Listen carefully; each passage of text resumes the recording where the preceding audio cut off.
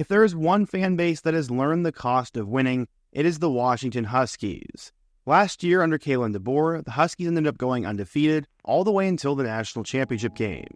DeBoer had arrived at Washington just a year earlier as he had taken over in 2022, and led by his former quarterback at Indiana, Michael Penix Jr., the Huskies became one of the best teams in the country and obviously made themselves a national championship run in 2023.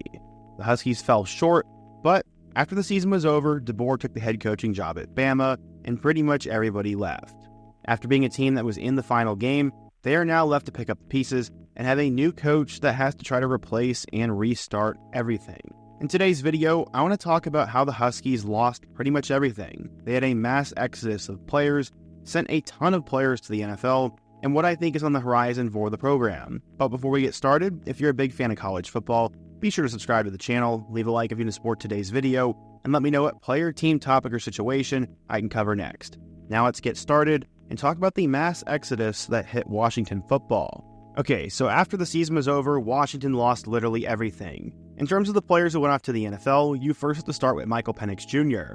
After being a 3-star recruit coming out of high school, he flipped from Tennessee to Indiana, where he spent a couple of years there and was pretty dominant in 2020, and then after a poor 2021 season, he would transfer to Washington, where he would blow up. He ended up throwing for a total of 13,741 passing yards in college and had 96 touchdowns. Because of his dominant performance, he ended up finishing second in the Heisman Trophy voting and was actually drafted by the Atlanta Falcons with the 8th overall pick. While some think it was a stupid pick, I actually liked it because I think he has an it factor that no other quarterback has in this year's class, and that is the first guy they lost. The second guy they lost also went in the top 10, as coming out of Bishop Gorman, Rome Odunze had a spectacular career and decided to commit to Washington as a 4-star recruit. He'd end up playing a little bit in 2020 before he would start playing more in 2021, and then took over in 2022 and 2023. In total, he had 188 catches for 3,060 yards and 22 touchdowns. Rome Odunze was a finalist for the Biletnikoff and was just drafted with the 9th overall pick by the Chicago Bears, where he will probably be the main weapon for Caleb Williams. The next guy they lost was Troy Fautanu. After coming out of Henderson, Nevada, he was only a 3-star recruit and committed to play for the Washington Huskies. He ended up redshirting in 2019 and would play a ton over the next 4 years. In 2023, he ended up winning the Morris Trophy for the top offensive lineman in the Pac-12, and then declared for the 2024 NFL Draft, where he was taken with the 20th overall pick in the first round by the Pittsburgh Steelers. He was drafted to the team that he ended up loving growing up. After that, they also had Jalen Polk. He ended up going to the same high school as Dez Bryant, and after a record-setting career there, he would play 1 year at Texas Tech before transferring to Washington in 2021. He'd play a little bit then, but ended up having a terrible injury in which he had to go to the hospital, and then would bounce back in 2022 and 2023. He became one of the 3-headed monsters at receiver, and would end up declaring for the 2024 NFL Draft, where he was taken with the 37th overall pick in the second round by the New England Patriots. So far, he's apparently looked like the number 1 option on the team, and will hopefully be a quarterback of the future for whether it's Drake May or Joe Milton being the quarterback there. The 5th guy that Washington lost was Roger Rosengarten. He ended up going to Valor Christian High School and was actually rated as a 4-star recruit and the number 11 overall tackle prospect in the class of 2020. He decided to commit to Washington, and in his first 2 years, he only played in a combined 5 games. In 2022, he would start all 13 games, and then in 2023, he became one of the nation's best offensive linemen, declared for the draft, and was taken with pick number 62 in the second round by the Baltimore Ravens, where he will look like a guy that will play a ton in the future. The next guy that was taken was Braylon Trice. He ended up going to Sandra Day O'Connor High School in Phoenix, and after having a high school career in which he had 16.5 sacks, he committed to Washington. He ended up redshirting in 2019 and would opt out of 2020, and then would play over the next 3 years. He was named the MVP of the Alamo Bowl against Texas in 2022, and after a dominant career, he was drafted at pick number 74 by the Atlanta Falcons. He will join Michael Penix Jr. My goodness, Washington lost a ton of talent. After that, Jalen McMillan was the 3rd wide receiver drafted from the Huskies, as coming out of San Juan High School in Fresno, California, he had a combined 3,000 yards and 31 touchdowns after catching 162 passes. He ended up playing multiple sports, but after being rated as a 4-star player, committed to Washington over Notre Dame and Alabama. As a freshman in 2020, McMillan played sparingly, but in his sophomore year, his production would increase. He led the team in receiving yards, and then in 2022, he was seen as a guy who could blow up. He ended up catching 79 passes for 1,098 yards and 9 touchdowns, and in 2023, he was expected to get even better. Unfortunately, he would take a back seat to Jalen Polk and Rome Odunze, as he only caught 39 passes for 526 yards and 4 touchdowns.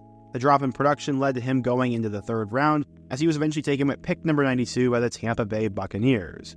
Honestly, he kind of had a little bit of a fall off in my eyes. Up next, we have a guy who I hope I don't butcher his name, but it's Edefwan Ulufosio. He is one of the more interesting stories of this college football season, as he actually grew up in Anchorage, Alaska, before he would move to Las Vegas, Nevada. He had such a big year at Bishop Corbin High School that he was able to walk on at Washington. Yeah, he did not actually end up having an offer. This dude made it his own video at some point. After having a spectacular career with Washington over the next few years, he was eventually drafted with pick number 160 in the 5th round by the Buffalo Bills. He's a guy that you definitely don't want to doubt, and someone that Washington fans will miss. After that, they had Dominic Hampton, as he ended up going to Centennial High School in Arizona, and he eventually became a 3-star recruit who committed to play for Washington. In his first 3 years in 2018, 19, and 20, he played in 19 total games, but then he started to get even better as he started all the games in 2022, and even more in 2023, as this past season he had 109 tackles, 7 pass deflections, and 2 picks. He would end up appearing in a school record 57 games with the Huskies, and was drafted by the Washington Commanders with pick number 161 in the 5th round. Finally, the last guy that Washington had drafted was Devin Colt. He ended up coming out of Gonzaga Prep in Spokane, Washington, and was both a football and basketball star. He was actually so good that he was a first-team All-State selection and committed to Washington after flipping from Oregon. He ended up redshirting as a true freshman in 2018, and would end up being limited over the next couple of years, but in 2022, he broke out with 29 catches for 266 yards. In 2023, he caught 16 passes for 208 yards and 2 touchdowns, and obviously became one of the better tight end prospects in the country, as he was later drafted at pick number 246 in the 7th round by the Tampa Bay Buccaneers. So yeah, Washington lost a ton of players. They ended up having 10 guys drafted, and not only did they lose them, but they also lost a lot of key players on the team. When I tell you that, I'm not even joking. In my opinion, the top 200 transfers in the country are really worth noting, and Washington ended up having 9 guys enter the transfer portal. Jabbar Muhammad was seen as the 18th overall player in the portal, and he would decide to transfer to Oregon. Parker Brailsford was the number 40 player in the portal, and as an offensive lineman, he transferred to Bama. Michelle Powell was a 4-star defensive back and a top 50 transfer, and he went over to Miami. And then you had Nate Kalepo, who was number 74, who went to Ole Miss, Jerian Hatchett, an offensive lineman who went to Oklahoma, Jeremy Bernard, the next great receiver who transferred to Bama, and then also the big-time quarterback they signed in 2023, Austin Mack, also went to Bama. Those 7 guys were all ranked in the top 150 portal players, and then from there you had Landon Hatchett transfer and Asa Turner transfer. Those are just the guys that were ranked highly, as a ton of other players also entered the portal. This was extremely frustrating for Washington fans, but to put the cherry on top, they lost pretty much their entire coaching staff. Kalen DeBoer ended up leaving to take the head coaching job at Alabama. Their offensive coordinator, Ryan Grubb, would decide to become the OC for the Seattle Seahawks. Their tight ends coach, Nick Sheridan, would become the OC and QB's coach for Alabama.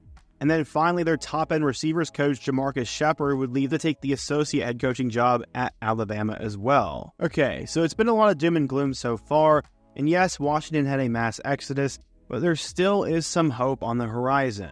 They ended up hiring Jedd Fisch away from Arizona, as he turned the Wildcats from a bottom dweller into a team that just won a huge bowl game. The jury is still out on how good of a coach he is, but he'll be put to the test right away. They brought in Brennan Carroll, who will be a first-year offensive coordinator, and then they brought in Stephen Belichick, who will be in his first year as DC, and he's obviously the son of Bill. Those coaches will really have their work cut out for him, and in the portal, they brought in Will Rogers, who was a top 50 transfer, Jonah Coleman, who was also a top 75 transfer, and then a really good quarterback for the future in Damond Williams. They also grabbed Jeremiah Hunter, a wide receiver from Cal, Jaden Wayne, a defensive lineman from Miami, and Ephesians Prysock, a DB from Arizona. They only ended up grabbing 6 top 200 transfers, and while the roster is filled with a lot of new transfers, there is going to be a lot of work for this new coaching staff to figure out. They lost arguably the most talented roster in school history, sent 10 players to the NFL, lost 9 top 200 worthy transfers, and now we'll have to pick up the pieces. I'm not really sure why I decided to make today's video. It was worth highlighting just how talented this Washington team is, and also how in this era of NIL and portal, how quickly you can lose everything. It's really unfortunate for Washington, But I think Jedd Fisch is going to keep things going, and maybe in a couple years, Washington will be back competing for national championships. We'll have to wait and see, though. But what do you guys think? If you're a Washington fan, what do you think of this current roster? Are you mad that you guys lost everything? And what's another random video topic I could cover next? Be sure to let me know down below. Leave a like if you're into support today's video, subscribe if you're new, and check out all my other videos on the end screen. Hope to see you guys again soon, but until next time, peace.